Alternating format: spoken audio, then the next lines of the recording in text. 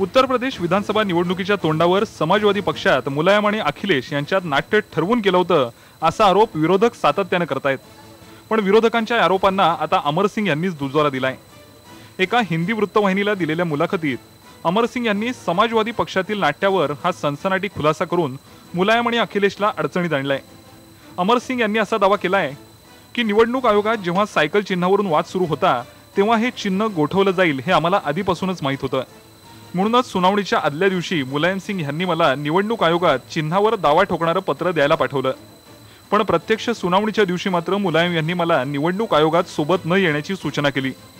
नंतर मला निवडणूक आयोगातून कळलं की मुलायम सिंगांनी शेवटच्या क्षणी आम्हाला अंधारात ठेवून निवडणूक आयोगाला पत्र लिहून अखिलेशला सायकल चिन्ह देण्याची विनंती केली होती। अमर सिंग यांचा हा खुलासा उत्तर प्रदेश निवडणुकीतला टर्निंग पॉइंट ठरू शकतो, कारण समाजवादी पक्षातील यादवीनं अखिलेशवर अन्याय झाला असा लोकांचा समज होता। पण अमर सिंहांच्या या खुलासामुळे हे चित्र पालटू शकतं।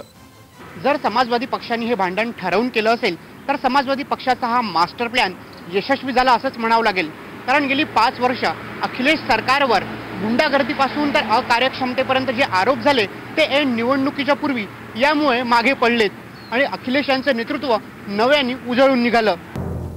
समाजवादी पक्षानं काँग्रेस सोबत आघाडी करावी यासाठी स्वतः मुलायम सिंग प्रियंका गांधींना भेटले होते असाही सनसनाटी गौप्यस्फोट अमर सिंग यांनी केलाय।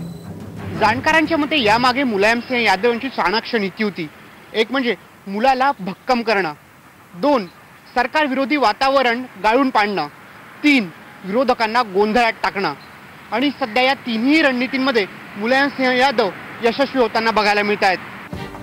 उत्तर प्रदेश निवडणुकीत आतापर्यंत खरं तर अखिलेशसाठी सहानुभूतीचं वातावरण होतं, पण अमर सिंगांनी ऐन निवडणुकीतच यादव पितापुत्रांचं बिंग फोडल्यामुळे समाजवादी पक्षाची चांगलीच गोची झाली आहे। कौस्तुभ फलटणकर, IBN लोकमत, नवी दिल्ली।